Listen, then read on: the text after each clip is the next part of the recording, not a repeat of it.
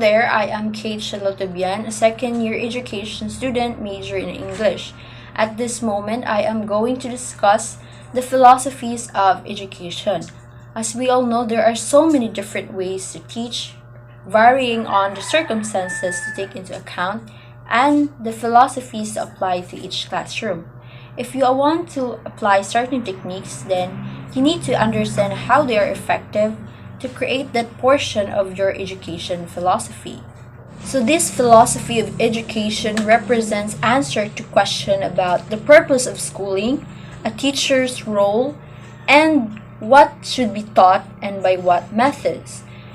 Behind every school, every teacher, there is a set of philosophies that really influences the learner's outcome.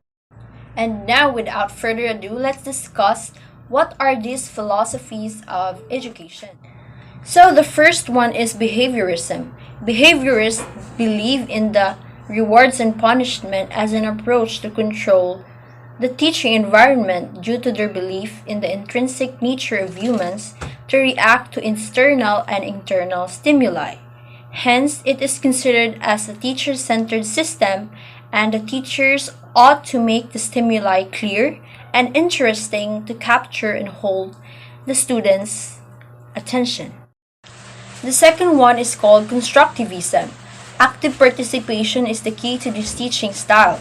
Students are free to explore their own ideas and share concepts with one another in a non-traditional way.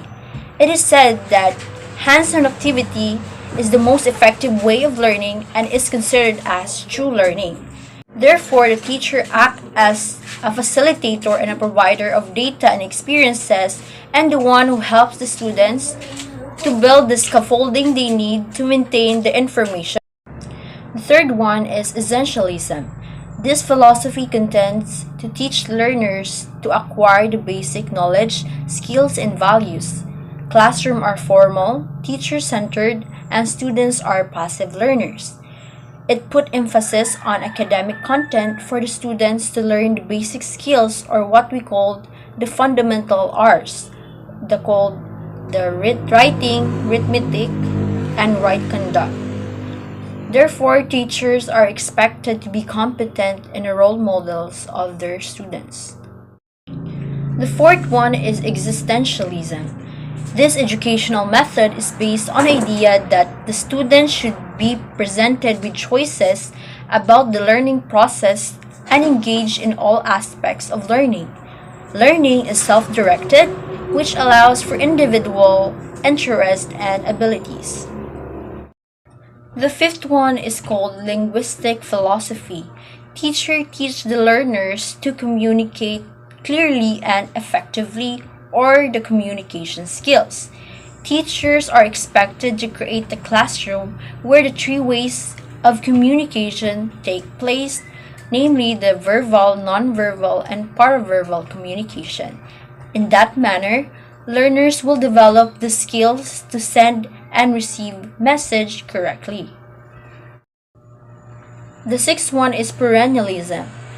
It is centered around teacher classroom where teachers don't allow the students' interest or experience, because perennialists base their teaching on reason, logic, and analytic thought, so there's no room to elicit students' input. Lastly is progressivism. It is a student-centered form of instruction where students follow the scientific method of questioning and problem solving. Students are active learners, and the teacher acts as the facilitator rather than the center of the learning process. The teacher teaches the learners by employing experiential method because, according to John Dewey, their learning is no substitute for actual experience. So those are the 7 philosophies of education.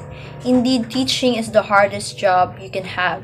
Imagine you are in the position to touch hundreds of lives, and the fact that every child is unique, which makes the job extra challenging. Thus, teaching should be also done in a unique manner in order to accommodate the needs of every learners by employing those philosophies and teaching strategies. But first, know who you are as a teacher before you enter the classroom will help significantly. Teaching is much more than just the content. Teaching is a learning curve on philosophy that is infinite. Just like a classroom that will change every year, so that you must also need to continue to alter your philosophies because another year means another batch of diverse students you need to handle.